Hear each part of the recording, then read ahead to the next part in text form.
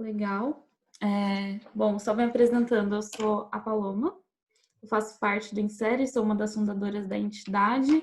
Aqui a gente tem a Isa, a Mari e a Gabi, que também fazem parte do time. Essa conversa ela vai ser gravada para poder disponibilizar para a rede Alumni depois. Então, um dos nossos projetos dentro do Insere é o projeto Alumni, que são de egressos de relações internacionais. Então, hoje a gente está criando a primeira rede de egressos da UFABC, o que está sendo uma coisa super legal para o nosso time, de muito aprendizado. E a gente quer poder levar, então, muitas coisas, muitas novidades, enfim, o que está acontecendo no mundo das organizações para eles também, que já estão inseridos nessas organizações. Então, aqui a gente tem presente a Mariana, que está representando a Anshan, que é a Câmara de Comércio Brasil-Estados Unidos. A gente tem o Jardiel, que está representando a Fundação Lehman. A gente tem o Rodrigo, que está representando a Secretaria de Relações Internacionais. E o professor Lucas Tasqueto, que é professor na UFABC e que vai mediar esse papo, então. Super obrigada a todos vocês que estão aqui. A gente está muito animado. E eu passo a bola agora para o professor.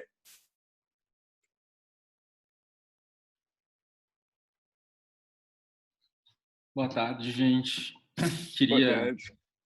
antes de tudo, agradecer o convite série e também parabenizar as alunas e os alunos pela organização desse evento. Acho que há muito tempo vem batendo na trave na participação das atividades que vocês vêm organizando e fico feliz que a gente consiga fazer isso hoje. Queria também cumprimentar Rodrigo, Mariana, Jardiel, agradecer também a presença de vocês, esse novo formato de encontros, né? Quer dizer, a gente se vê, mas não consegue de fato se cumprimentar e tudo mais, mas é bacana estabelecer um debate ainda aqui desse modo. Agora tentando atacar um passarinho aqui. O que tinha sido me pedido no início, né, além da mediação do evento de hoje, era uma fala introdutória. Né? E a fala introdutória ela tinha dois tópicos iniciais. O primeiro era o impacto da Covid-19 nas organizações internacionais e conectado com o segundo, que é a cooperação internacional nesse cenário. Como vocês podem imaginar, o tema é amplo demais para tão pouco tempo, né? Sobretudo que a gente está trabalhando com contexto de crise sanitária / humanitária e um consequente também contexto de crise social, crise econômica, que já começa a se apresentar agora.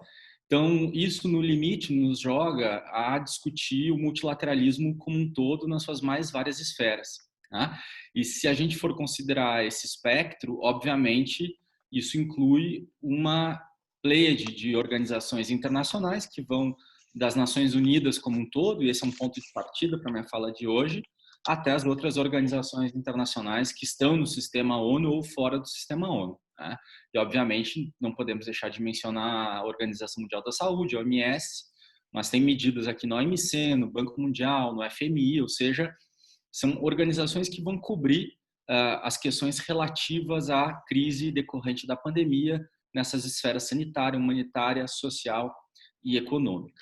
E quando nós vamos tentar discutir cooperação internacional, o desafio se apresenta de uma forma parecida. Nós temos múltiplos níveis, né? Nós podemos falar do nível multilateral, ou seja, a cooperação internacional nesses âmbitos que eu já tinha colocado, e depois os âmbitos regional e bilateral.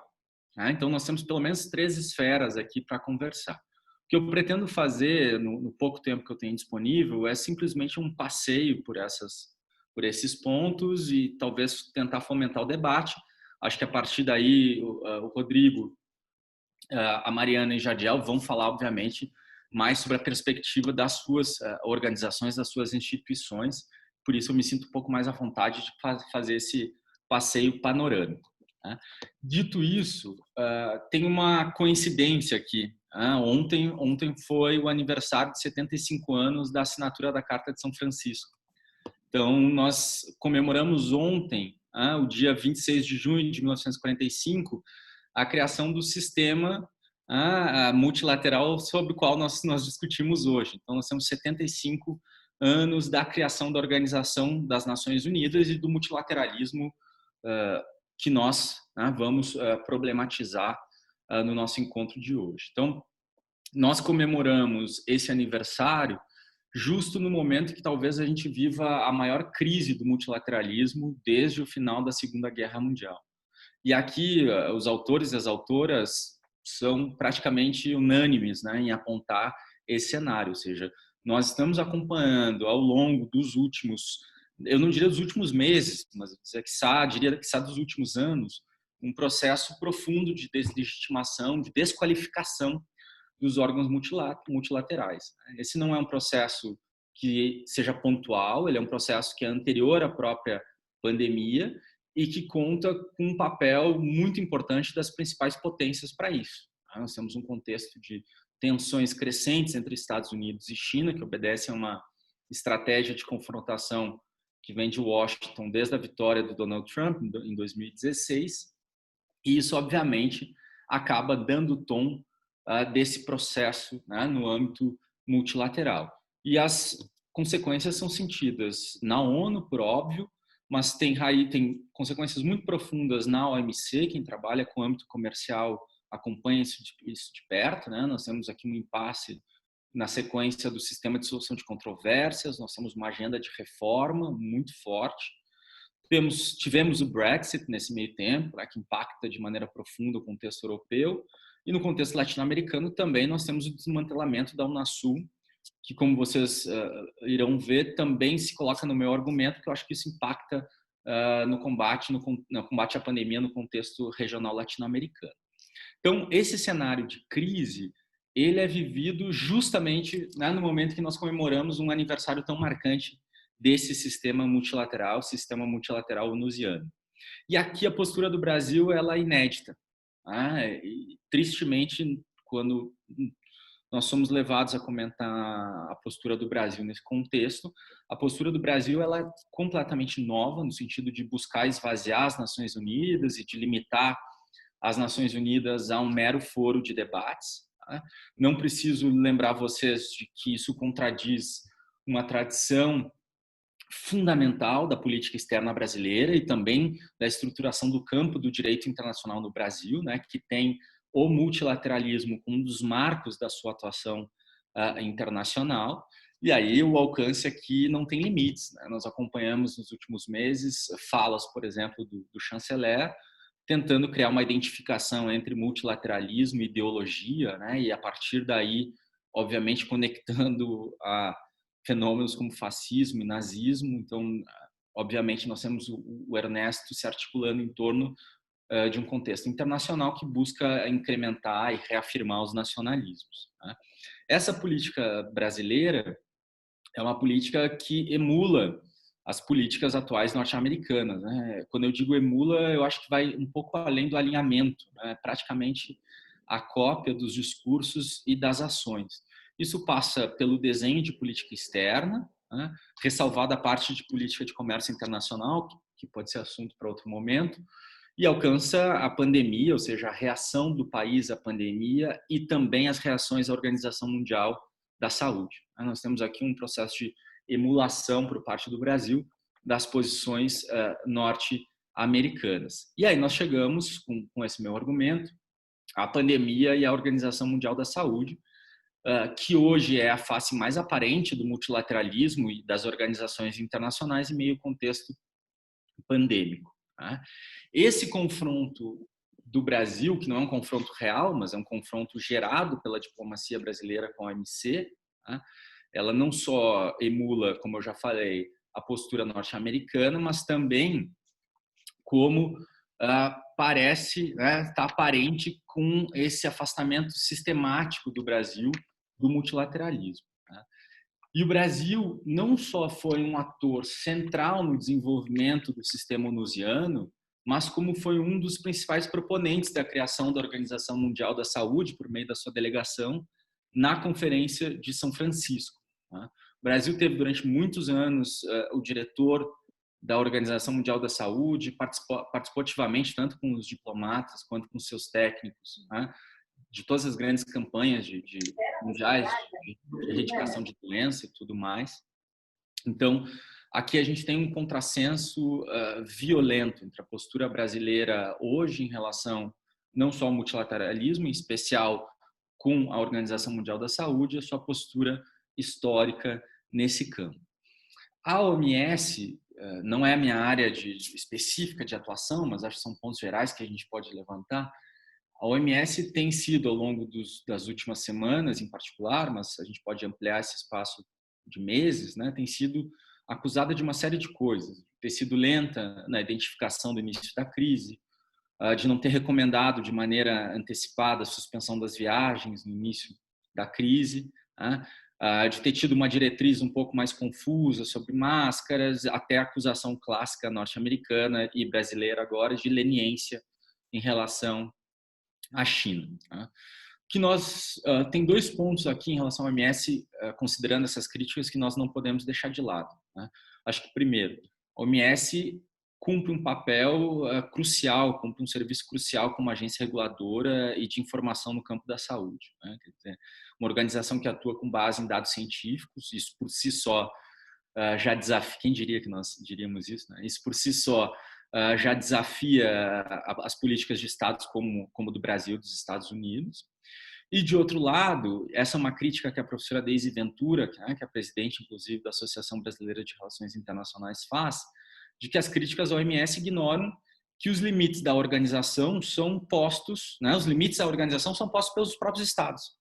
A Deise vai dizer, olha, as organizações internacionais são aquilo que seus estados-membros desejam que elas sejam.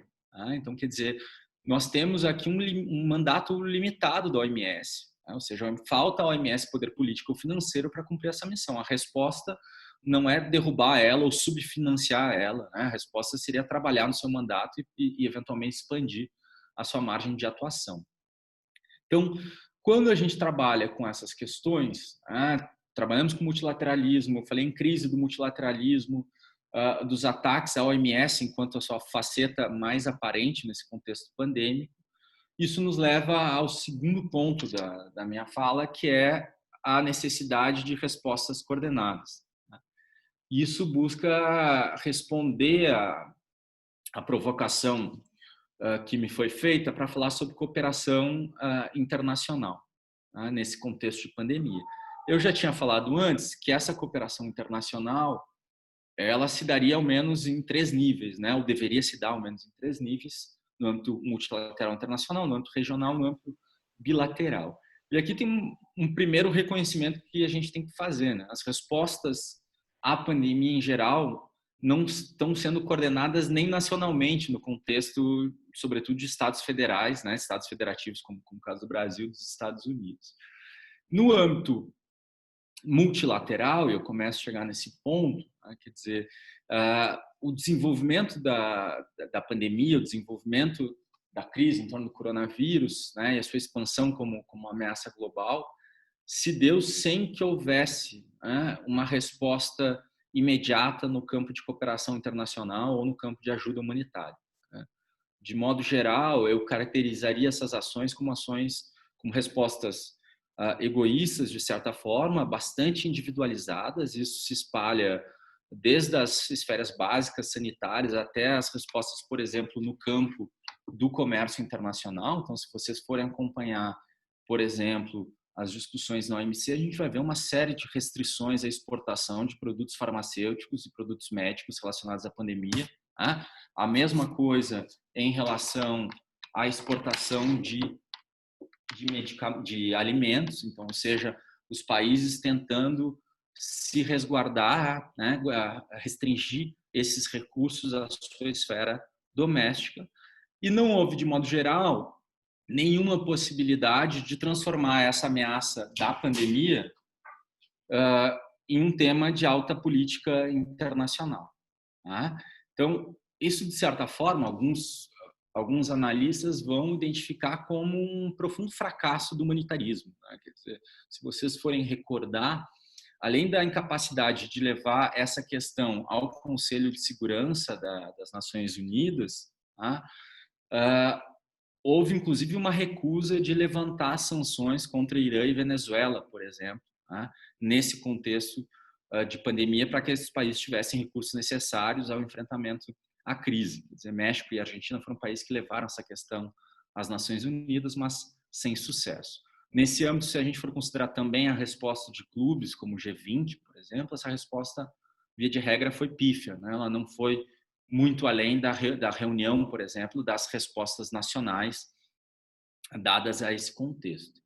No plano regional, a situação, sinceramente, não me parece melhorar muito também, né? Quer dizer, mesmo a União Europeia não conseguiu uma cooperação efetiva nesse sentido, nós vamos ter que acompanhar depois como países como a Itália vão levar essa situação, né, para frente. Na América Latina, a gente vê também uma ausência de mecanismos de reciprocidade, de acompanhamento e de solidariedade. Eu acho que isso está alinhado, né, com um período recente aqui, eu acho, de esfriamento das relações no âmbito da América Latina. Uma lógica também, como outros analistas colocaram, de salve-se quem puder, né? Quer dizer, a gente aprofunda o processo de fragmentação. E a Mônica Hurst vai dizer, né, que o Brasil é um grande vazio regional, né? E, quer dizer, nós colaboramos ativamente para a liquidação da Unasul, para o esvaziamento da Unasul, e esse seria um instrumento importante no âmbito regional. Quer dizer, a Unasul tinha o seu Conselho de Saúde, que tinha um papel interessante também nessas medidas. E acho que as deficiências do Brasil ficam ainda mais claras quando a gente for comparar as ações do Brasil com as ações, por exemplo, da Argentina, né, nosso maior vizinho, nosso maior parceiro no contexto da América do Sul.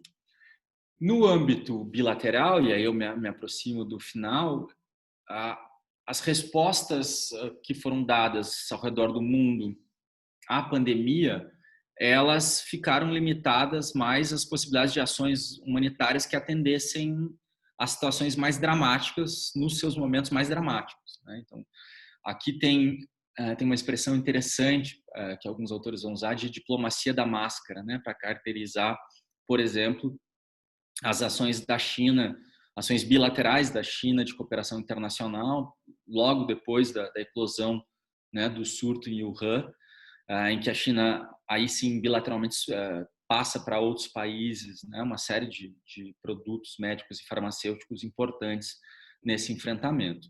E aí nós temos também, no contexto latino-americano, as experiências de Cuba em questões epidemiológicas, né, que essas equipes cubanas já tinham atuado com muito sucesso no caso do Ebola e também se apresentam nesse contexto. Então, eu passei rapidamente aqui por esses 3 âmbitos que eu considero de cooperação internacional e o seu alcance nesse contexto atual. E aí me encaminho para as considerações finais, aí sim, para a gente partir para o debate, que é o que nos interessa no dia de hoje. A primeira coisa óbvia, depois dessa minha fala, é considerar que outras crises sanitárias e também ambientais, a gente não pode deixar de lado, virão. Então, nós teremos que trabalhar no plano internacional com as nossas capacidades de coordenação sobre bens públicos globais. Isso é inafastável, né? Quer dizer, nós já estamos vivendo o fracasso da resposta do multilateralismo, né, a essa pandemia, e eu reitero, o problema não é necessariamente do multilateralismo, né, mas das políticas atuais hoje em relação às organizações internacionais, sobretudo as organizações multilaterais mais relevantes.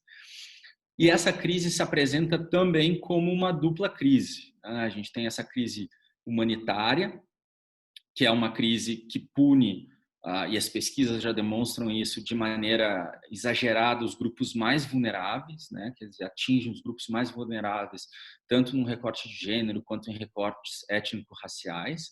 E essa crise humanitária ela está combinada com uma crise social e econômica que vai se apresentar e que pode reforçar ainda mais essas desigualdades dentro dos estados e entre os estados. Então, isso num contexto de uma inevitável, obviamente, recessão global. Então, aqui, as organizações internacionais vão assumir um papel, deveriam assumir um papel primordial, né? Sobretudo as organizações internacionais de Bretton Woods, eu estou falando de Banco Mundial, de Fundo Monetário Internacional e da própria Organização Mundial do Comércio, que são organizações né, que deverão atuar a partir da superação do contexto sanitário humanitário da crise nos efeitos, né, econômicos e sociais decorrentes do momento em que a gente vive. E quando a gente lidar com essas medidas de cunho econômico, cunho comercial, aqui se impõe também ter a capacidade de distinguir, né, entre objetivos de curto e objetivos de longo prazo. Por que eu falo isso? Esse contexto de crise econômica e social também é um contexto que é instrumentalizado por uma série de atores para levar adiante suas agendas específicas, em particular no campo econômico. Então, a gente deve agir com muito cuidado, identificando essas necessidades de curto e de longo prazo e identificando quais as medidas necessárias, né, para o devido enfrentamento delas nessa pleide de organizações internacionais que nós temos à nossa disposição. Certo, gente? Eu agradeço imensamente de novo o convite e fico muito ansioso para escutar o que os colegas têm a falar também na sequência, sobre as suas experiências a partir das suas organizações nesse contexto de enfrentamento à crise decorrente da pandemia.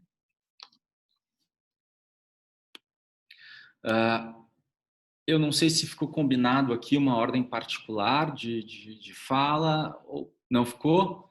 A gente quer fazer isso de maneira voluntária, então quem quiser começar, ou eu sigo a ordem da lista que eu recebi, mas aí eu seria um pouco autoritário aqui, a sequência traria o Rodrigo, depois a Mariana e Jadiel. Se eles não se incomodarem, se vocês não se incomodarem, a gente podia seguir essa sequência. Pode ser? Pode sim, parece justo. Então tá, perfeito. Então, Rodrigo, por favor, o espaço é seu. Bom, quero cumprimentar todos.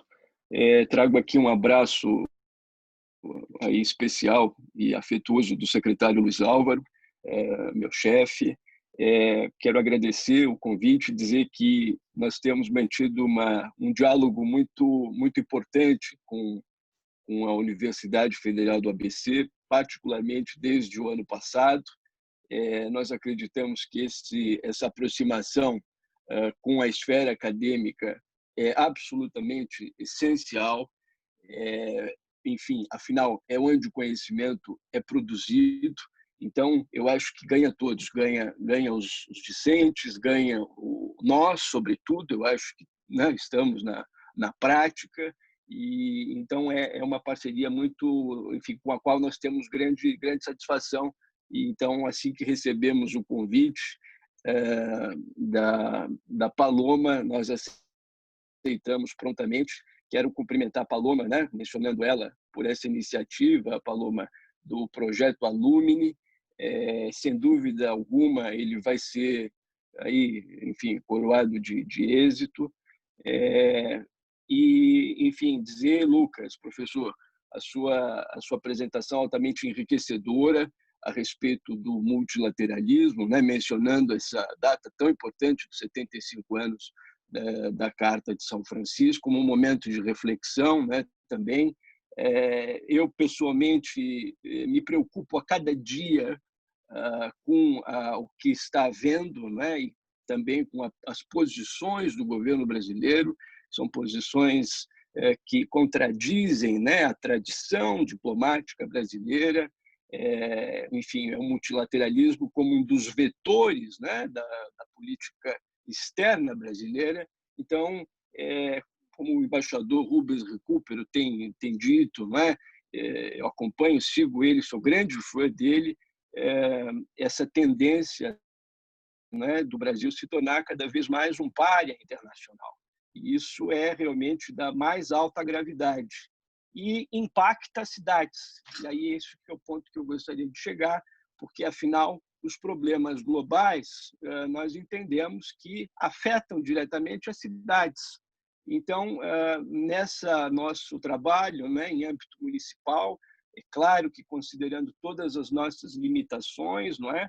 Inclusive, enfim, constitucionais, evidentemente, não temos essa pretensão de manter relações, não é, com outros estados, mas nós buscamos cada vez mais espaço na área internacional, para que as cidades possam dizer, não é? E também sugerir. E aí eu quero citar, no âmbito multilateral, quer dizer, as cidades também fazem, não é? E se relacionam.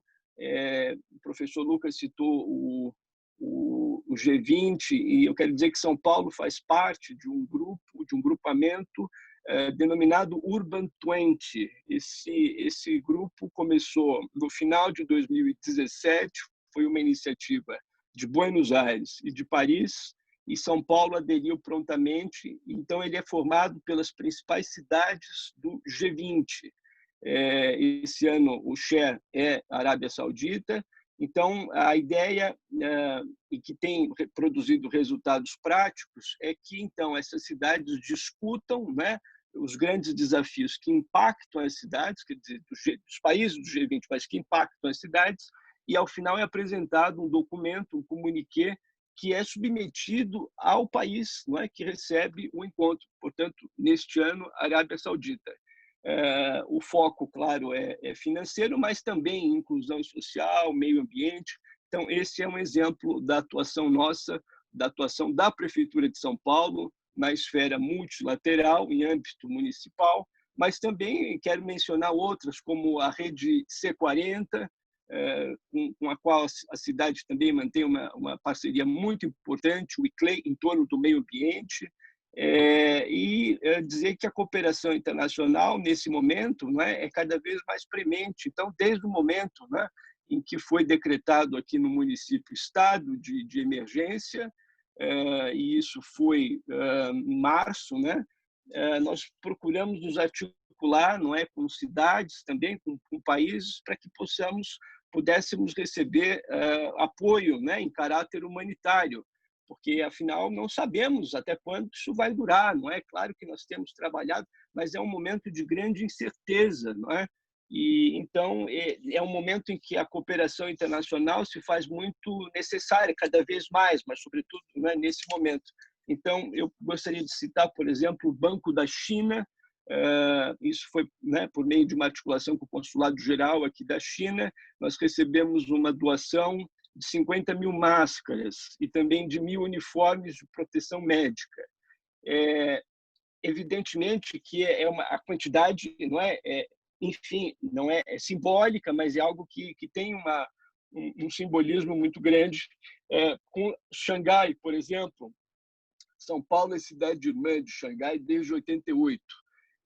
Então, nós temos um diálogo muito fluido, muito importante com eles. Também recebemos 50 mil máscaras. De Shenzhen também recebemos, foram 30 mil. E interessante que as caixas, né, vieram com um lema muito interessante, acho, um provérbio chinês que diz muito, acho, que é o seguinte, se me permitir, eu vou reproduzir aqui, aspas. Então, diz o seguinte: a terra acaba, o mar seca, e a amizade não tem fronteira, fecha aspas. Então, isso nos marcou muito, esse sentido, né, da amizade e solidariedade, né, internacional, que acho que é um momento, quer dizer, pode haver grandes dificuldades, né, mas há, no entanto, muita solidariedade. Também recebemos do governo turco, e temos recebido um apoio importante, já recebemos 1.572 face shields, já recebemos 125 cestas básicas, e ontem, por acaso, eu estive presente representando o secretário no Hospital Municipal TID Setúbal, que fica na Zona Leste, em São Mateus. Foi a cerimônia de entrega de mais 20 mil máscaras do governo turco. E já posso adiantar, isso ainda não chegou, mas está vindo aí pelo oceano, pela via marítima. Vamos receber 3.500 itens de vestuário da Coreia, de Seul, da prefeitura de Seul. Então, é algo que nós temos mantido, enfim, com muito zelo, essa atuação, né, em caráter humanitário com essas cidades, enfim, também países. E, claro, com as Nações Unidas, nós temos, enfim, relação por meio do Acnur, não é? Temos a OMS, mencionada pelo professor, nós estamos em contato via OPAS, né? A Organização Pan-Americana da Saúde, ligado ao OMS. Temos participado de webinars com outras cidades. Então, é isso. É dizer, São Paulo não jamais se fecha ao mundo. Pelas características, pelas especificidades, não é, da cidade, como é uma cidade global, com a presença de muitos estrangeiros, né, das mais diversas nacionalidades, e assim seguimos. E também, se me permite, eu gostaria de mencionar um projeto que nós temos desenvolvido, que é o projeto Monuem-Eresp, que é um projeto de simulação das Nações Unidas, feito em parceria com o escritório aqui da Maretim, São Paulo, e nós iniciamos esse projeto com muito êxito o ano passado, no extremo da Zona Leste, na Escola Oswaldo Aranha. Então, é uma forma de levar esses jovens a importância, não é, do multilateralismo, enfim, para que eles possam desenvolver, não é, predicados como liderança e também a sensibilização para temas da agenda global. E então é uma parceria, enfim, que tem nos estimulado muito e os resultados têm sido muito positivos. É um projeto muito inspirador. Acho que eu já falei muito, mas eu estou assim absolutamente à disposição para seguir no debate aí nessa conversa tão interessante com vocês. Muitíssimo obrigado, Rodrigo. Acho que a tua exposição ela é muito interessante. Eu agradeço não só pela tua participação, mas também pela tua fala. Acho que você traz uma questão fundamental aqui, que é essa diplomacia levada a cabo pelas cidades, né? Quer dizer, a gente fala há muito tempo em paradiplomacia, mas a verdade é que nesse contexto, sobretudo num contexto de crise da diplomacia federal brasileira, né, as cidades, e a cidade de São Paulo, em especial, assume um papel fundamental como esse. Eu acho que tu trazes também uma questão muito importante nas iniciativas de cooperação internacional, mas também na esfera de promoção de valores globais, né? Te agradeço. Eu acho que aqui ficam pontos interessantes também para a discussão na sequência. Queria passar a palavra agora para Mariana, né, que representa a AmCham e que vai também trazer algumas informações e algumas ideias para a gente debater hoje. Legal, pessoal. Queria primeiro agradecer ao INSERI, ao convite. Muito interessante a rede Alumni que vocês estão criando. Como alguém que se formou há não muito tempo, eu acho super interessante. Me formei pela USP, mas acho que é uma iniciativa que pode ser levada, pode servir de inspiração também para os alunos de outras universidades. Muito, muito bacana. Queria cumprimentar o professor Lucas também, pela fala de abertura aí, muito interessante. Faz aí como ex-aluna de Relações Internacionais, sempre muito bom ouvir e retomar, voltar um pouquinho aí para ouvir no formato aí de uma aula. Saudade disso, e mandar os cumprimentos também ao Jardiel e ao Rodrigo. O ponto de vista da AmCham que eu quero trazer é mais da parte do setor privado. A AmCham, Câmara Americana para o Brasil, foi fundada em 1919 por empresas americanas aqui no Brasil, mas aí ao longo desses últimos 100 anos a atuação acabou se expandindo bastante, e hoje a Câmara tem mais de 5.000 empresas associadas, sendo a maioria empresas brasileiras, mas também empresas de outras nacionalidades. A atuação da AmCham é voltada para a construção de um melhor ambiente de negócios aqui no Brasil, então aí em torno dos pilares de capacitação, conexão e transformação dos colaboradores das empresas sócias, a gente busca aí esse objetivo. Então, acho que essa experiência da AmCham acaba refletindo bastante a experiência do setor privado, né, nesse momento de crise, e nesse momento de isolamento social, enfim, uma grande mudança na forma como é feito negócios. Então, acho que vem mais nesse sentido a minha fala. Falando um pouco da experiência da AmCham nesse período de crise, a atuação da Câmara sempre foi muito voltada através de atividades como comitês, cursos, eventos presenciais. A gente tem uma área muito forte de relações governamentais também, que atua através de grupos de trabalho, enfim. Então, sem dúvidas, desde o início da pandemia, a nossa atuação foi completamente impactada. A gente teve aí que mudar bastante a forma de trabalho, começando, né, obviamente, pela forma do trabalho dos colaboradores, né, a migração para o trabalho remoto. A gente era uma organização que não tinha ainda a estrutura necessária para colocar a empresa inteira em trabalho remoto. Foi uma coisa que aconteceu num período de uma semana. Então, acho que isso reflete também um desafio que muitas empresas aqui no Brasil e a nível mundial passaram. E foi, a gente já sabe também que vai ser uma política que vai ser implementada posteriormente, mesmo depois quando as atividades presenciais forem retomadas. Então, acho que mostra aí já uma mudança de paradigma bem grande em relação ao trabalho, a forma como a gente trabalha hoje em dia. Outro grande desafio foi a migração dos serviços, né, de como que a gente oferece serviços para as empresas, como que a gente migra todos os nossos eventos presenciais para o digital, que foi um grande desafio também. E um outro grande desafio é como que a gente atende as demandas dos nossos associados nesse período de crise. Como que a gente fornece para o empresário brasileiro, para as empresas brasileiras, o que eles precisam nesse momento de informação, de conexões, para justamente conseguirem superar esse momento de crise. Então, foi aí um outro aspecto muito importante, essa escuta dos nossos associados, das empresas que fazem parte da Ancham, o que elas precisavam e como que a gente poderia atender. Então, além dos webinários, né, obviamente, com as temáticas sobre tantos impactos da Covid e como que as empresas em diferentes áreas funcionais, então tanto gestão de pessoas, da área financeira, como que elas poderiam trabalhar para amenizar esses impactos, mas também através da criação de uma plataforma de conexão entre o setor privado, o setor público brasileiro e entre empresas, que é o que a gente chama de plataforma Soma, voltada à conexão através da divulgação de ações sendo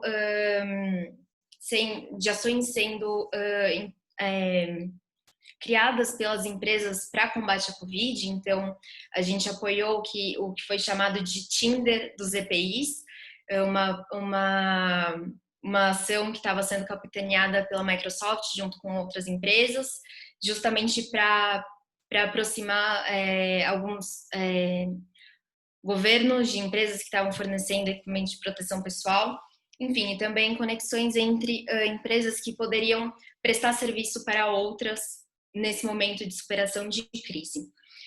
Agora, entrando um pouquinho na parte internacional, que é a parte do departamento do qual eu faço parte na Ancham, a gente sentiu os impactos da Covid desde que ela surgiu na China. A gente estava trabalhando desde outubro do ano passado em um projeto que ia acontecer agora em maio, junho, na China, em diferentes cidades. Era um projeto voltado para a inovação, enfim, para conectar empresários brasileiros à inovação na China. Já desde dezembro já estava praticamente todo o grupo formado. A gente estava sentindo um grande interesse aqui da nossa base em entender justamente o que vinha acontecendo na China em relação à inovação, novas tecnologias. E logo no fim de janeiro, início de fevereiro, a gente começa a ouvir sobre o coronavírus e começa a acompanhar o que a Organização Mundial da Saúde vinha falando sobre a epidemia e pensando se seria ou não possível conduzir ainda esse projeto agora em maio. Conforme foi avançando, a gente percebeu que infelizmente teria inicialmente de ser postergado. Nosso plano inicial era postergar para setembro. Infelizmente agora acho que só ano que vem vai ser possível, mas enfim, desse momento a gente já sentiu o impacto do coronavírus logo em fevereiro, meados de fevereiro. Aí o vírus se espalhou Itália, depois Estados Unidos, a gente sentiu os impactos aqui no Brasil depois, mas todos os nossos projetos internacionais infelizmente foram cancelados. A gente vem tentando traduzir esses projetos de conexão entre o empresariado brasileiro com tendências, tecnologias e empresas fora do país para o digital, através de webinários. A gente fez aí já alguns webinários sobre a situação da China, mostrando aqui para os nossos associados e também para a comunidade em geral como que foi lidado, como que a pandemia foi combatida lá fora, os impactos econômicos, o momento de reabertura econômica. Tanto na China, Israel também, a gente estava com um projeto em setembro que seria realizado em Israel, então a gente também passou para o digital, aí compartilhando as experiências de Israel em relação ao coronavírus e também Estados Unidos. Eu acho interessante compartilhar também que, além da parte de conteúdo, a gente sentiu bastante que, por mais que as distâncias tenham sido expandidas com o trabalho remoto, cada um trabalhando de sua casa, a gente percebeu também que, através do digital, as distâncias elas são encurtadas. Então, a gente se dedicou bastante também a fortalecer a comunicação em parcerias, nesse momento em que, já que está todo mundo fazendo reunião virtualmente, que não necessariamente a gente precisa estar junto para poder ter um contato bacana e trazer resultados legais. Então, tanto internamente, a Anshan tem 15 escritórios regionais pelo Brasil, então a gente buscou um contato cada vez maior com as regionais, com os outros escritórios aqui dentro do Brasil, para entender a situação de cada região, entender como que a gente poderia atender melhor esses empresários em diferentes regiões. A gente também investiu bastante em parcerias internacionais, então uma aproximação bem bacana com outras associações aqui do Brasil, associações setoriais, com a Apex, e também uma aproximação com parceiros internacionais. Então, da mesma forma que a gente fez um giro aqui no Brasil pelos nossos escritórios regionais, a gente buscou um contato com todos os escritórios de promoção comercial dos estados americanos, aí pensando no nosso DNA de Câmara Americana, né, de fortalecer esse relacionamento, justamente para, tanto nesse momento quanto posteriormente, fortalecer a relação comercial entre o setor privado brasileiro e investimentos fora do país. Acho válido ressaltar também que a gente trabalha bastante com projetos de internacionalização, então a gente sentiu que várias empresas nesse momento aproveitaram essa mudança de cenário para repensar seus investimentos também. Então a gente foi bastante procurado por empresas brasileiras que estão pensando em investir fora do país, por mais que seja um momento de crise. Alguns setores, algumas empresas estão pensando ainda em investir fora, então a gente sentiu bastante que isso aconteceu, que muitas empresas, a partir do isolamento social, do coronavírus, enfim, da mudança da dinâmica interna, aproveitaram para pensar, para criar estratégias sobre como investir, e estão vendo na internacionalização, no investimento em outros mercados, até por causa, acho que, da desvalorização do real, estão enxergando isso como uma forma de crescimento e de recuperação aí no pós-crise. Em linhas gerais, acho que era mais ou menos isso que eu queria comentar, dessa perspectiva do setor privado. E, enfim, fico aberta aí ao debate. Muito obrigado, Mariana. Muito feliz em te escutar. Você vem da USP, lugar onde eu estudei e tenho muitos amigos, e também vem da Anshan. Um abraço para o José Pimenta, para o Abrão, depois também, que já tive o privilégio de trabalhar em outros contextos com ambos.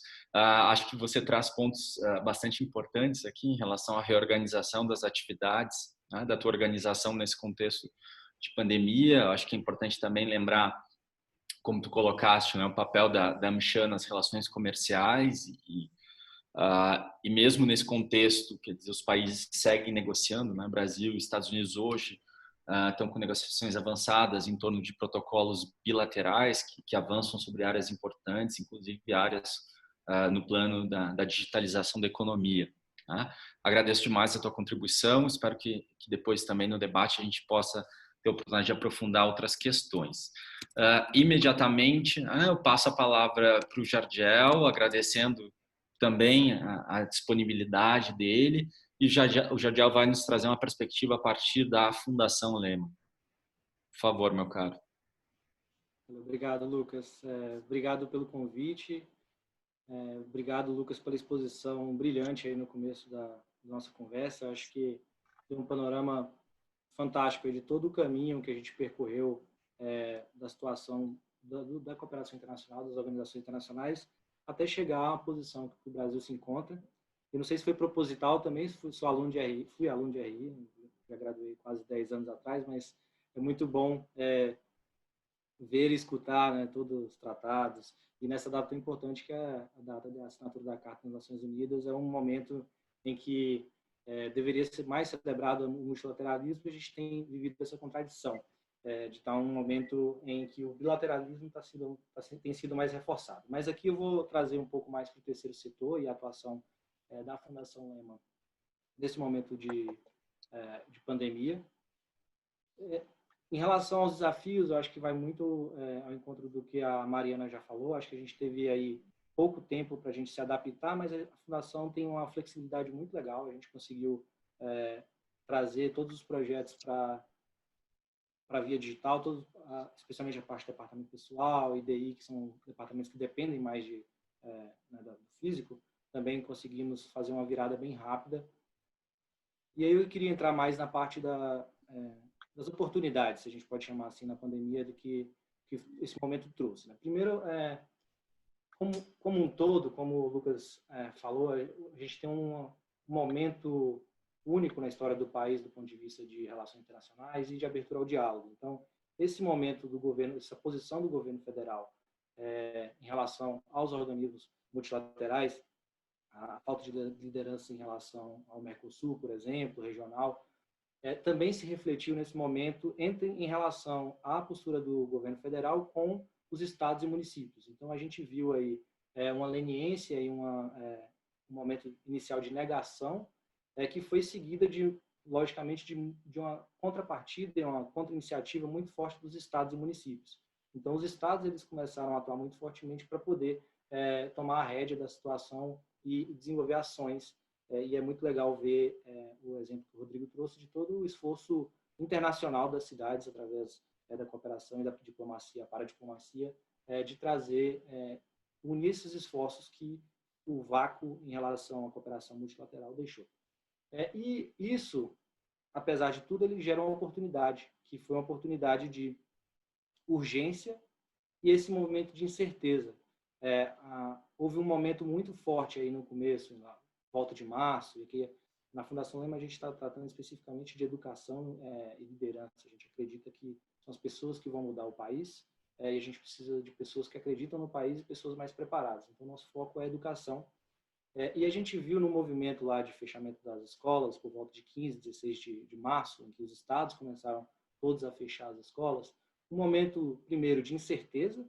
Então, todo o planejamento que vinha sendo feito pelas secretarias de educação, ela foi colocada em xeque, porque é um momento de não sabia quanto tempo que as escolas iam ficar fechadas, quais seriam as melhores práticas sanitárias, como proceder, e um momento de bastante urgência. Esse cenário de incerteza e urgência, ele deu abertura para um momento muito forte de colaboração, uma colaboração muito forte entre os estados. Então, a gente teve aí, no primeiro momento, com o fechamento das escolas, todos os olhos se voltaram para as tecnologias. Então, como fazer chegar algum tipo de aprendizado para esses alunos que estão em casa agora e que não podem sair? Na Fundação trabalha na área de inovação, então a gente está preocupado bastante com a parte de interface de tecnologia e novas formas de aprendizados que são disponíveis antes na escola, mas também a gente olhando para como essa tecnologia pode chegar nos alunos. Então, esse momento de cooperação entre os estados, que eu comecei a falar, ele ficou muito evidente através do reforço quase que imediato dos estados que tinham algum tipo de ensino à distância, não à distância, mas ensino remoto, que funcionava. Então, o estado do Amazonas foi um estado que se destacou muito, porque eles têm um centro de mídias lá há mais de 10 anos, então eles têm bastante experiência, dada a geografia do estado do Amazonas, de alcançar alunos que estão distantes dos centros urbanos, e a partir dessa experiência que já é reconhecida por vários secretários de educação, houve um forte apelo de colaboração, então uma sessão do conteúdo desses materiais que eram vinculados de mídias, e também do know-how de tantos anos, de tanto prática pedagógica quanto de prática tecnológica para os outros estados. Então a gente viu, nesse momento, tanto dadas as incertezas, dada a urgência, um aceleramento, uma aceleração do processo de colaboração, que força todo mundo a tentar dar as mãos e colaborar. E esse mesmo fenômeno aconteceu também entre os parceiros do terceiro setor. Esse foi um movimento que eu acho que foi uma principal oportunidade nesse momento. Então, a partir daquele momento de 15, 16, 17 de março, com o fechamento das escolas, vários dos projetos que os agentes do terceiro setor tinham, a gente buscou forma de unir todas essas atuações para um momento de crise. Então, quais que são as especialidades de cada instituição e como a gente coloca esses produtos à oferta dos estados, dos municípios e dos alunos. Então, a gente teve aí um momento inicial bem importante, que foi, até onde eu sei, a gente não tinha tido isso antes, eu nunca vi tanta sinergia. A gente passou a ter encontros semanais com mais de 20 organizações do terceiro setor para discutir como que o terceiro setor pode apoiar os estados e os municípios nesse momento. Então, a gente conseguiu, articulando com o terceiro setor, colocar vários projetos numa velocidade que não seria possível em outras circunstâncias, e aí eu falo dessa oportunidade da crise.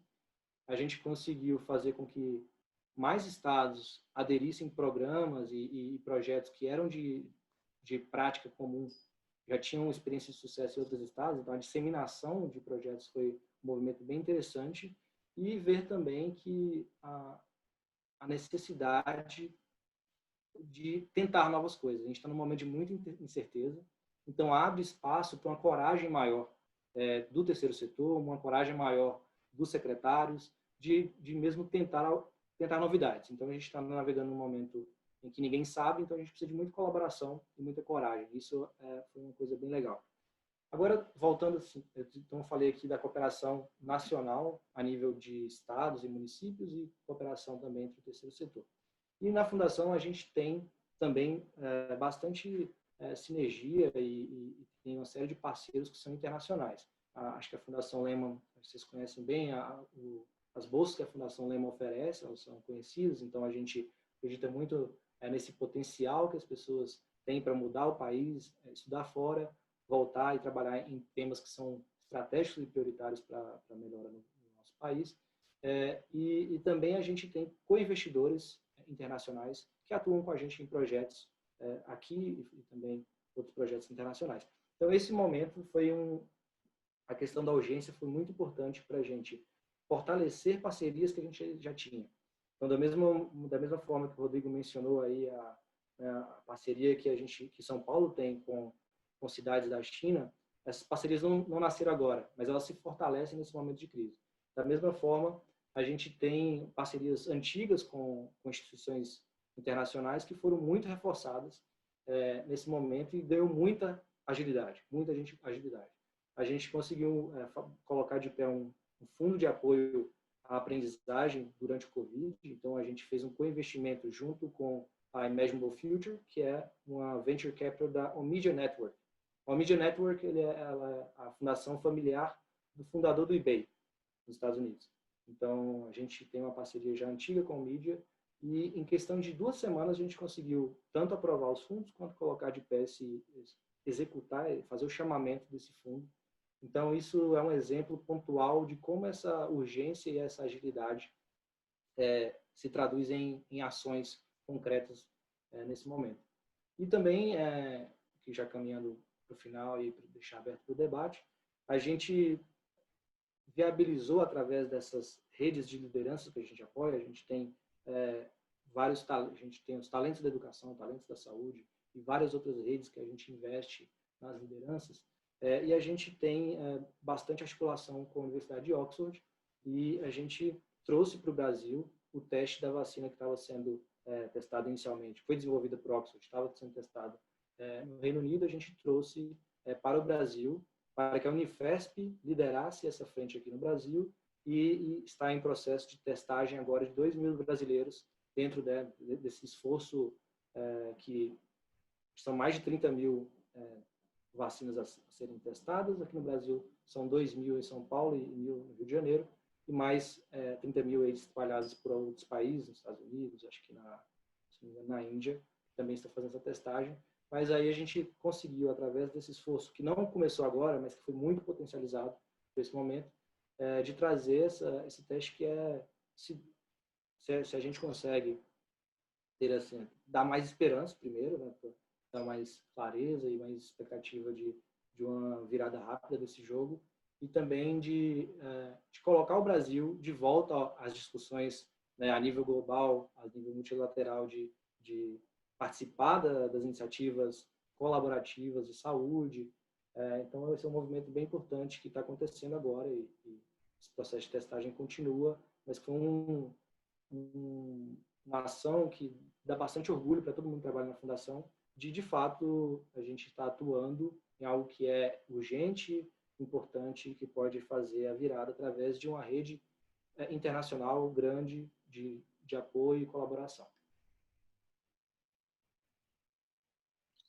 Muito obrigado, Jadiel. Acho que tu traz também uma série de dados muito relevantes para a gente, e, sobretudo, na conexão com uma outra área que sofre um vazio, digamos, de diretrizes federais, que é o campo da educação, né? Nós que trabalhamos em universidades públicas, a gente sente na pele, né? Quer dizer, essa falta de diretrizes centrais, esse processo de, como você coloca, de incerteza e de urgência, né?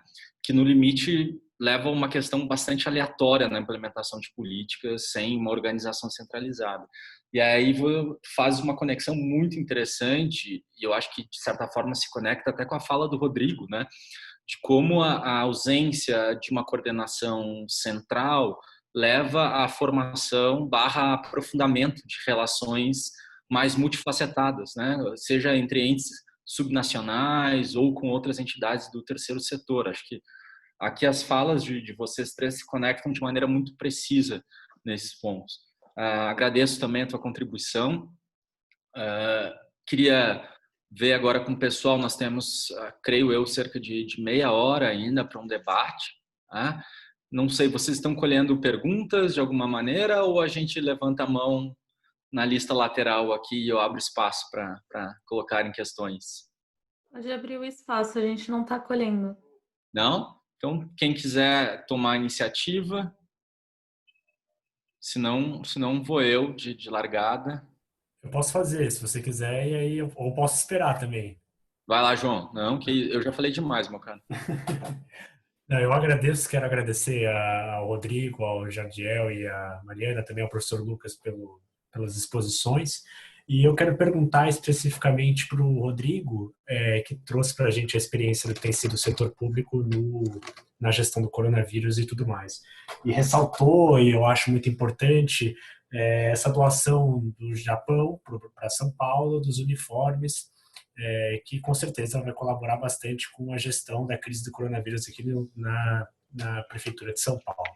E quero perguntar, Rodrigo, se existe alguma demanda internacional também para ações da Prefeitura de São Paulo com relação a esses territórios que necessitam de ajuda.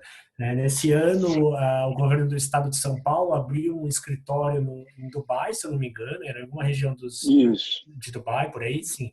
Dubai, exatamente. Isso, obrigado. E aí eu quero saber se a partir desse escritório intensificou alguma relação de dependência ou de ajuda entre a Prefeitura de São Paulo e o Estado de São Paulo com os países do Oriente Médio. Exatamente. Obrigado pela pergunta.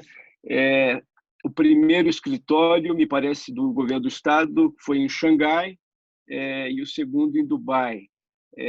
Então, quer dizer, nós temos uma sinergia muito boa, né? Estado e cidade. E sim, sem dúvida, nós temos uma boa cooperação com a área internacional do governo do estado, uma equipe excelente também, e também ajudou, foi uma antena também. Nós temos tido bons inputs, né, desses escritórios, né, de ambos os escritórios. Então é uma ajuda extra, sem dúvida alguma. Obrigado, Rodrigo. Obrigado pela pergunta, João. Eu também tenho uma pergunta aqui engatilhada. Tem mais alguém que tem alguma pergunta também a ser feita? Que daí Não? Ninguém chamou aí? Gente, uma coisa, eu estava escutando as três falas e pensando, né? Quer dizer, a gente está... Esse contexto de crise, via de regra, ele pressupõe articulação, né? Não só entre os entes governamentais, mas setor privado e terceiro setor também. E aqui acho que a gente tem uma conexão interessante, né, com as três organizações. E aí uma pergunta, na verdade, vocês, por favor, seria em relação aos três, mas uma pergunta mais geral, vocês se sintam à vontade para responder ou não. Né? Eu ficava pensando qual seria um modelo ideal de relação com o governo federal no combate à pandemia, né? Quer dizer, nas suas áreas específicas, né? Pensando o Rodrigo em relação à mediação do Itamaraty com outros estados, né? Ou com outros entes subnacionais de outros estados. No caso aqui, obviamente, da Mariana, está trabalhando com, acho que talvez sinta menos, porque eu acho que essa estrutura ligada à parte de comércio ela se mantém um pouco mais, mas isso também está muito presente no contexto de Argel, né? Quer dizer, no sentido de superação da esfera federal e a criação de articulações alternativas. Eu entendo e concordo com a fala de vocês, eu acho que esses desafios postos pelo atual contexto político têm um efeito positivo que é aprofundar, né, e diversificar essas relações. Mas eu fico o tempo inteiro me questionando também qual seria o modelo ideal. Né? Se vocês pudessem fazer alguma referência a isso, ou paralelo com outros países, ou simplesmente uma ideia de articulação do que esperar na relação entre os entes subnacionais, Estado Federal e terceiro setor.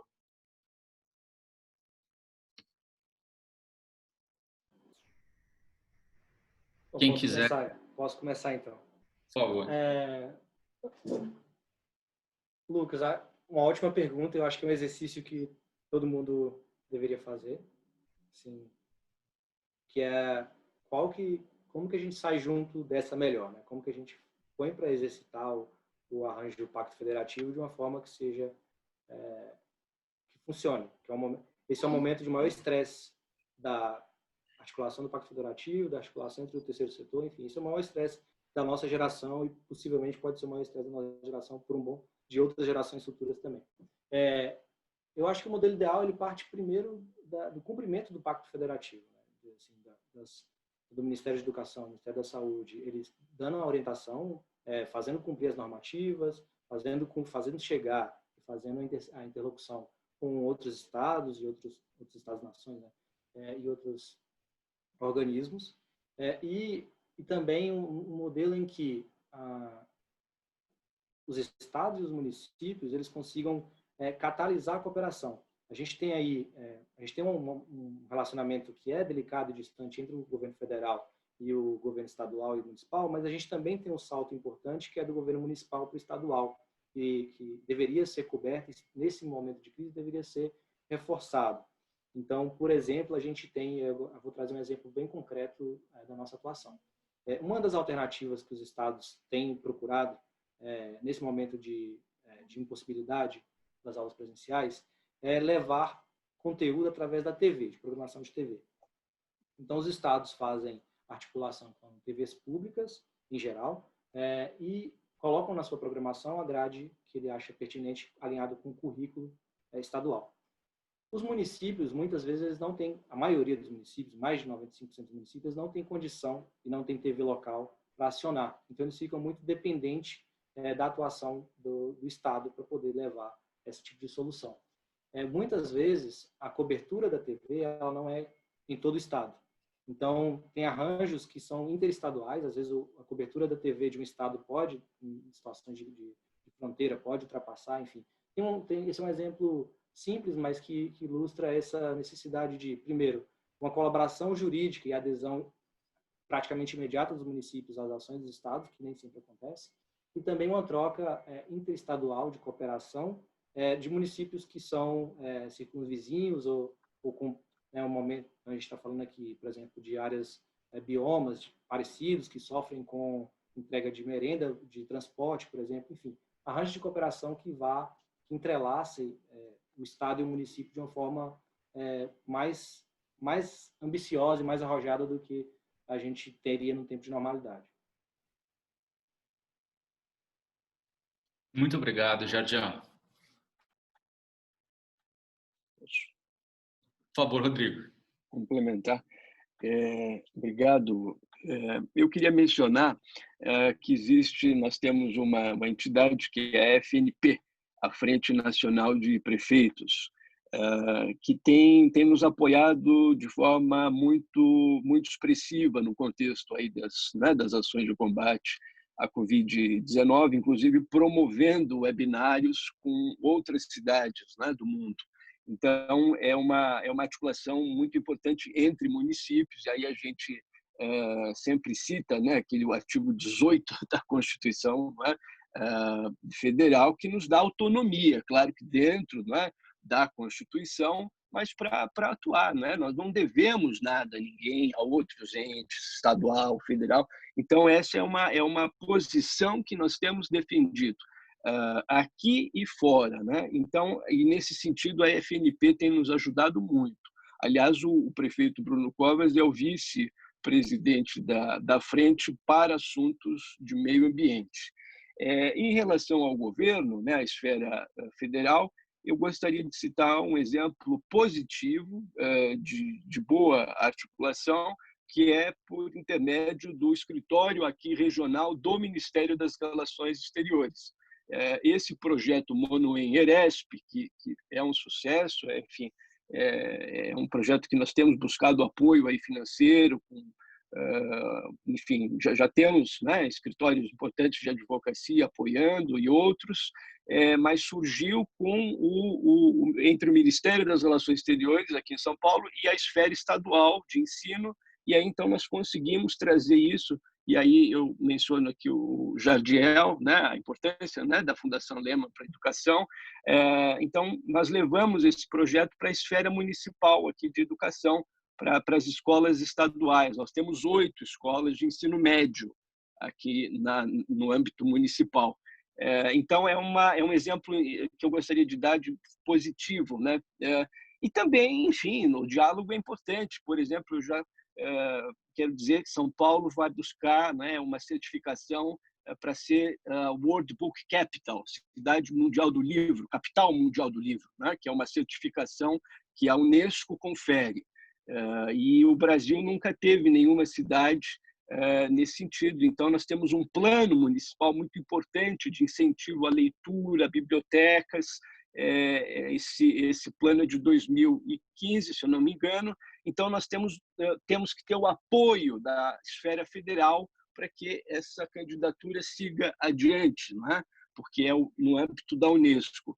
Então, nós temos tido também essa boa, enfim, boa relação, né, com eles. Afinal, nós temos que buscar o diálogo, né? Eu acho que essa ideia de confrontação, né, que tem havido, né, enfim, nesse momento é o que menos a gente precisa, né? A gente precisa dialogar, conversar. E aí eu também quero citar o nosso Cidade Solidária, que é uma ação de voluntariado muito importante no combate, no âmbito de combate, né, à Covid-19, com um apoio absolutamente fundamental do setor privado. Nós já distribuímos mais de 700 mil cestas básicas e para as regiões, né, menos favorecidas. Até eu queria deixar o site, é spcidadesolidaria.org.br. É algo que nós temos nesse período, né, a área internacional tem ajudado também. E, enfim, não quero me estender, mais mencionar isso, né? Essa relação entre a cidade e o setor privado, que é absolutamente fundamental. Muito obrigado, Rodrigo. Acho que, enfim, a tua fala do Jardial fica muito claro uma coisa também, que o cumprimento básico das competências institucionais já seria um bom ponto, né, de Exato, sim. de relações, né? Acho que a tua fala também deixa muito claro isso. Muito obrigado. Mariana, você quer complementar ou... Não, acho que vale a pena reforçar, né, o papel que a gente está tendo aí na conexão, né, entre as empresas através da plataforma Soma. Acho que o governo federal também está, de certa forma, aí, envolvido. A gente se aproximou bastante da Apex, né, a órgão aí federal de promoção comercial, então a gente vem tendo aí uma relação bem positiva. E também a gente vem, uma das temáticas que a gente ia trabalhar através de um dos nossos projetos internacionais esse ano era infraestrutura, com uma missão para os Estados Unidos, junto com a ABDIB, Associação Brasileira de Infraestrutura, também com participação aí de entes estaduais e do governo federal, para apresentação de projetos de infraestrutura brasileiros para investidores estrangeiros. Então, a gente migrou esse projeto para a parte digital, junto com o apoio também do governo federal através do PPI. A gente teve um primeiro webinário na semana passada, então vem sendo uma outra frente que a gente vem se aproximando bastante também do governo nessa parte de infraestrutura, né? Dando um exemplo de como a gente vem atuando.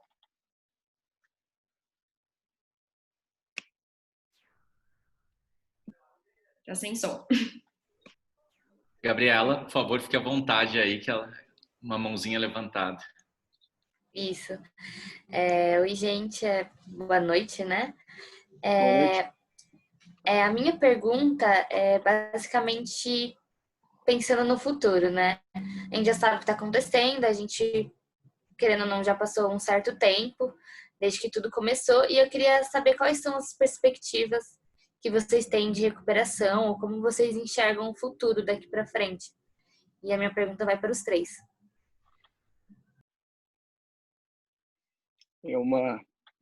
Me permitem? Claro, claro. Bom, é uma pergunta de muitos milhões de dólares, né? Porque a incerteza, como bem salientou, não é, o Jardiel, é o que tem pautado, não é, o momento. Então, isso... Agora, o mundo ele vai se reorganizar, não é, pós-pandemia. A pandemia vai passar, isso não temos dúvida. Em algum momento vai passar, como já passaram outras, né? Na história, nós temos vários exemplos. Agora, as tendências ficarão, não é? Então, me parece, por exemplo, que o teletrabalho será uma delas. Até em função de economia, claro, mas o bem-estar, né, também dos trabalhadores, mas é uma tendência que parece que vai ficar. A prefeitura, desde o início, já por meio da Secretaria de Inovação e Tecnologia, juntamente com a empresa responsável, né, pela área de informática, que é a Prodan, habilitou muita... Assim, eu, por exemplo, o meu chefe está lá, né, fisicamente, mas eu fico em casa. A gente vai, né, e eu tenho absolutamente à disposição tudo que eu preciso, todos os meus arquivos. Então, como forma de evitar, afinal, nós estamos ainda em quarentena, né? Há um apelo muito grande para que as pessoas fiquem em casa. Agora, a situação por exemplo, outras áreas, né? Como, por exemplo, nossos serviços e obras, né? Por exemplo, né? Isso realmente é um desafio ainda que vai ser, né? Preciso muito esforço. Mas é isso que eu queria comentar a respeito do teletrabalho, que é uma das tendências, eu acho, que deve ficar. Concordo. E a Mariana já havia mencionado isso, quer dizer, como novo paradigma, né? Isso. É um outro ponto que eu queria trazer também da atuação da Anshan, que é a parte, por exemplo, de eventos. Então, uma das atuações da Anshan, a gente tem um espaço de eventos aqui em São Paulo, que é alugado, enfim, justamente que a gente ainda não sabe como vai ser o futuro em relação a tanto, enfim, eventos de qualquer tipo, e como que vai ser aí a conexão, né? Se a gente vai continuar se conectando através do digital, quando que a gente vai voltar essas conexões presenciais também. Eu acho que esse é um outro desafio, uma outra dúvida para o futuro, para esse futuro próximo, né? Que a gente ainda não tem uma resposta, por mais que, enfim, que outros países estejam aí em fases mais avançadas, acho que em nenhum outro lugar isso ainda voltou ao normal, né? Ou a gente já sabe como vai ser o novo normal. Essa pergunta é a pergunta de muitos milhões de dólares e é a pergunta que todo mundo tenta se responder todo dia, né? Como é que vai ser o meu futuro? E aí o futuro agora está se resumindo tanto a 2 semanas quanto a 2 anos, 20 anos. A gente está nesse ambiente em que o futuro pode ser muita coisa. Trazendo para o mundo da educação, eu acho que tem algumas consequências que devem perdurar, na minha opinião. Quanto mais a gente fica nesse estado de quarentena e de redução de mobilidade, mais ela tem a chance de vingar, que é a implementação e o uso de tecnologia na educação pública em geral. Até então, a gente falava-se sobre ensino híbrido, implementação de uso de tecnologia, mas nunca a gente teve esse momento que todas as esferas, do ensino básico ao ensino superior, foram forçadas a implementar tecnologia. Então, a gente tem tanto aulas remotas sendo uma prática comum, quanto a inserção de novas práticas pedagógicas. Então, você tem uma sala de aula invertida que nem tem sala de aula mais. Você tem uma possibilidade de uso de uma série de aplicativos e de tecnologias que começam a ser incorporadas em larga escala. Então, esse momento, na minha opinião, quanto mais a gente fica nesse momento que fica dependente da tecnologia, mais tem a chance de, no futuro, essa tendência perdurar. Então, o uso de televisão como complemento pedagógico. Por que não? Por que a gente não tem isso para sempre? Como o aluno precisa de reforço. Você não precisa ir para a escola, você fica em casa, assiste sua aula, que vai ser das 4 às 6 da tarde, vai ter um conteúdo que é alinhado ao seu currículo. Então, eu acho um potencial muito grande que eu vejo de que no pós-pandemia o mundo da educação incorpore de fato e abra-se muitas possibilidades para a implementação de tecnologia como uma prática que vai fazer parte não do imaginário, mas da experiência de toda uma geração que passou por esse momento e que pode virar um potencial no futuro. Muito obrigado, meus caros, pelas respostas. Temos mais alguém inscrito que quer fazer uma colocação? Não? Eu tenho uma dúvida quanto à última fala do Jardiel. Eu não sei se cabe por conta do tempo, mas Sim, você comentou agora sobre Vamos lá, gente. Sobre a possibilidade de tendência das novas tecnologias serem utilizadas na educação básica pública. E aí isso me preocupa um pouco quanto à desigualdade do acesso, tipo, que as famílias e crianças têm no acesso a essa tecnologia. Se isso é positivo por um lado, também tem o negativo que nem todo mundo tem acesso a essa tecnologia. E como você vê que isso poderia ser, esse tipo de desigualdade poderia ser apaziguado?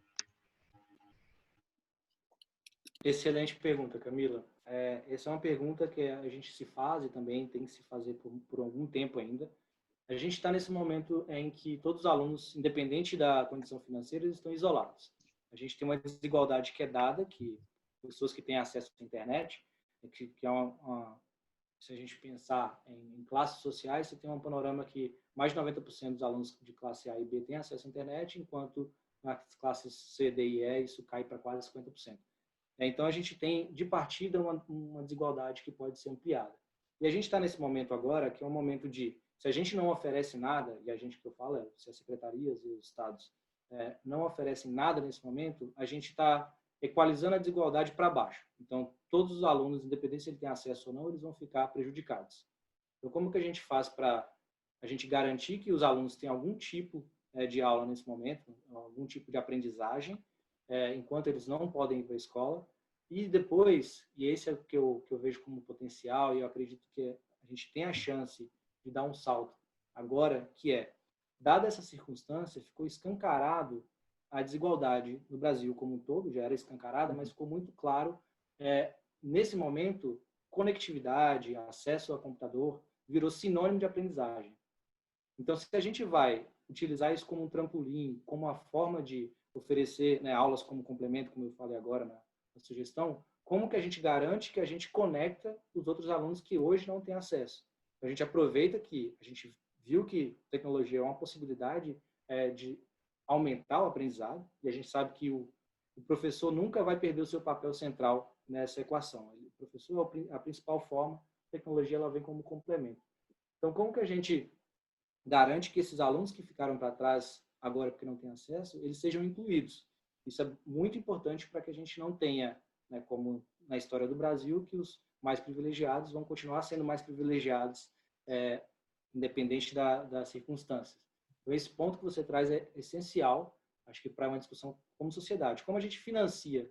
Porque não adianta só acreditar que esses alunos vão adquirir computadores e notebooks, a gente está falando, na realidade, de vulnerabilidade que vai ser agravada pela crise, né? Então, como que a gente, como Estado e como sociedade, garante o acesso financiando com políticas de inclusão digital que vão favorecer esse momento? Então, essa pergunta sua é muito importante e vai ser muito debatida nos próximos meses, com certeza. Muito obrigado, Jadiel. Nós temos ainda, creio eu, 5 minutos. Isadora, por favor, fique à vontade. Acho que eu cometi um erro de fazer essa pergunta agora, só faltando 5 minutos. Não tem problema. Bom, enfim, acho que o limite de tempo também é dos nossos convidados, né? Mas acho que, enfim... Gente, eu não vou sair de casa, acho que ninguém aqui vai.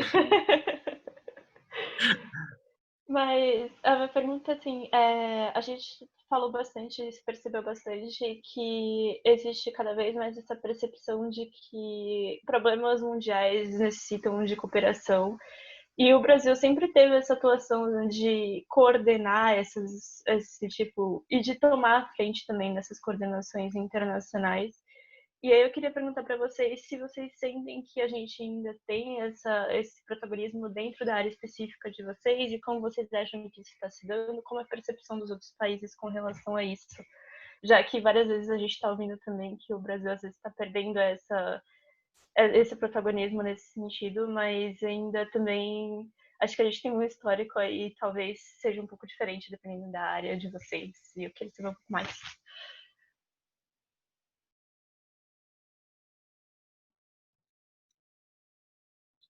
Muito obrigado, Isadora. Quem quiser puxar a frente também, por favor.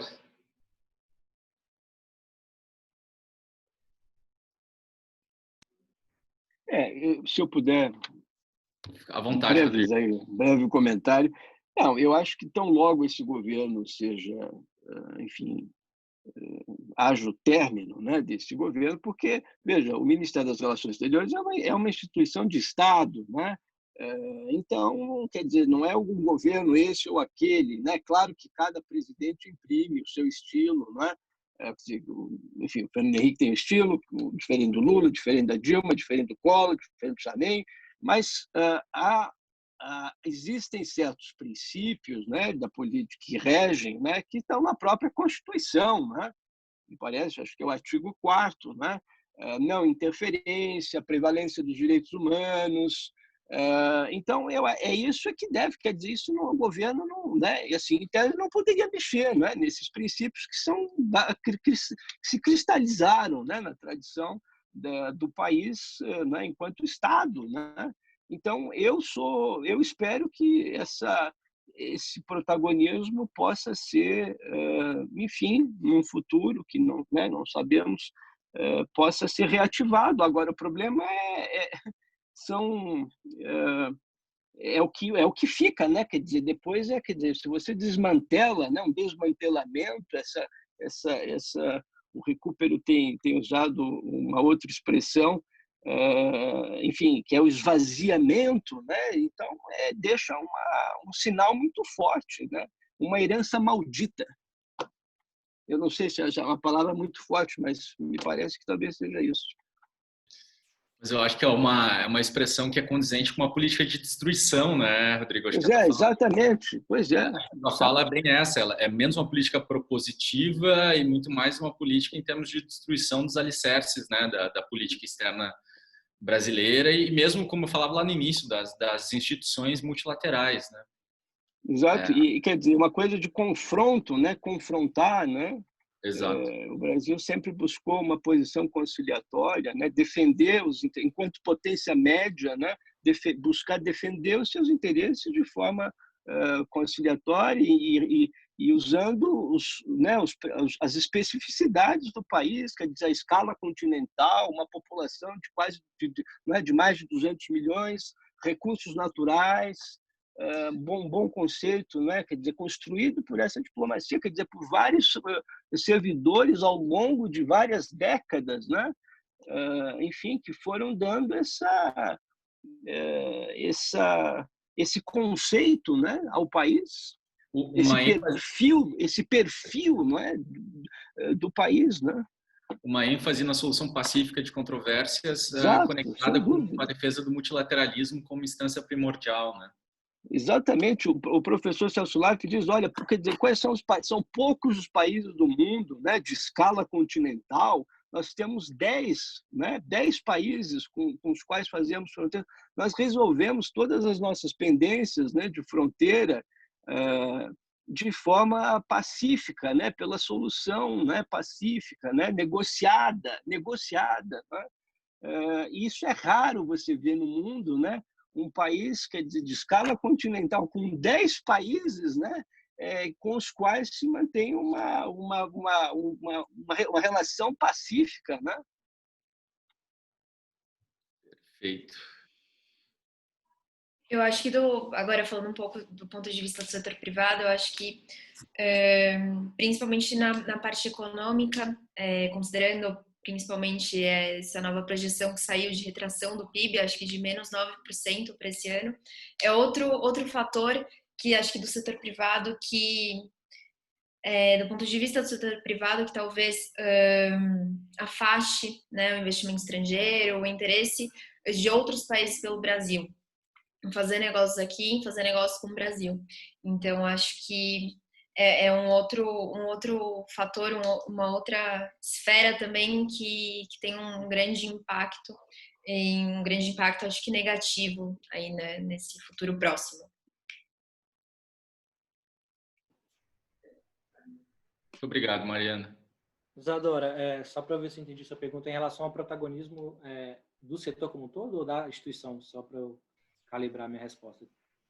Acho que realmente estava perguntando como o Brasil como um todo, mas você quiser também falar do protagonismo da instituição como uma instituição brasileira, né? Então... Tá, já. Acho que o Brasil como um todo, vou muito na linha do Rodrigo e da Mariana, e com a crença pessoal de que as instituições vão sobreviver independente de quanto tempo a gente tem essas posturas que a gente vem vendo, com esperança. E em relação, acho que, falando um pouco da instituição, do setor, acho que reputação e protagonismo não se constrói do dia para a noite e também não se perde do dia para a noite. Assim, acho que tem a Fundação Lema, acho que o terceiro setor do Brasil, especialmente em educação, ele vem se consolidando desde a redemocracia, acho que como um todo. Várias instituições têm sido fundamentais para a construção de políticas, para a implementação de projetos. Eu acho que isso é algo que continua, e é algo que vai ser muito valorizado e tem esse efeito, né, de oportunidade que a crise cria, que é de catalisar e acelerar processos, sejam eles positivos ou negativos. Então, acho que essa atuação do terceiro setor em relação à educação e da Fundação Lema está sendo acelerada e envolvida cada vez mais e contribuindo cada vez mais à vista do exemplo que eu dei da vacina. Vacina não é algo que a Fundação Lema geralmente atuaria, mas a gente viu que é uma oportunidade de ser protagonista e ajudar através dos nossos contatos, das lideranças que a gente tem contato, de trazer benefícios para o país. E, no geral, assim, eu acho que há um certo de vista de reputação e de reconhecimento quando esse tipo de coisa é feito. Então, independente... Eu estou dando exemplo aqui da Fundação Lema, mas esforços da Anshan, esforços de paradiplomacia de São Paulo são reconhecidos depois que a tormenta passa. Eu acho que isso é um protagonismo que é um efeito interessante. Sem dúvida, Jadiel. Eu totalmente de acordo com você. São Paulo, por exemplo, se orgulha, não é, Eu acho que poucas cidades do mundo, por exemplo, têm, por exemplo, uma Câmara de Comércio, né, norte-americana centenária, né? E isso dá um lastro para a cidade internacional muito importante, né? E de conceito, né, também. Nós temos aqui mais de 100 consulados estrangeiros, né? Então, enfim, são instituições, né, que nos orgulham, né, que, enfim, demonstram, né, esse caráter, né, internacional da cidade que nós na prefeitura buscamos projetar, né, internacionalmente, como forma, enfim, de divulgar não só as políticas, né, públicas nossas, municipais, mas também essa troca, né, esse diálogo com a experiência de outras cidades, né? E isso seguiremos, sem dúvida alguma, fazendo. Obrigada, gente, pela resposta. Muitíssimo obrigado, Isadora, pela pergunta e de novo, os nossos convidados pelas respostas tão atentas. Bom, acho que nos aproximamos do nosso horário limite, né? Sei que todos estamos em home office por meses, mas também não é bom abusar, né, desse estado de espírito, dessa condição. Gente, acho que eu queria antecipar não, mas o final do nosso encontro e só reforçar de novo, acho que a minha satisfação em poder estar mediando esse encontro, parabenizar, né, os nossos alunos e alunas pela organização, agradecer imensamente o Rodrigo, a Mariana, o Jadiel, né, pela sua disponibilidade num sábado, né, um sábado de tardezinha, ainda que todo mundo quarentenado, né, essa disponibilidade é importante. E reforçar também o quão fundamental é esse vínculo entre academia, Estado, setor privado e terceiro setor, né? Acho quanto antes a gente puder trabalhar com isso e quanto mais a gente puder aprofundar essas conexões, acho que todos ganham. Né? Quer dizer, a universidade é uma grande fonte produtora né, de inteligência, de política, de conteúdo, e a partir do momento que se aproxima também do Estado como um todo, né? Eu falo do setor público, do terceiro setor, do setor privado, acho que todos ganham com esse processo. Eu espero que a gente continue conseguindo, dentro da UFABC, aprofundar também essas relações. Obrigado de novo, gente. É uma pena que a gente não tenha se encontrado presencialmente, mas tenho certeza que isso acontecerá tão logo a gente supera esse momento.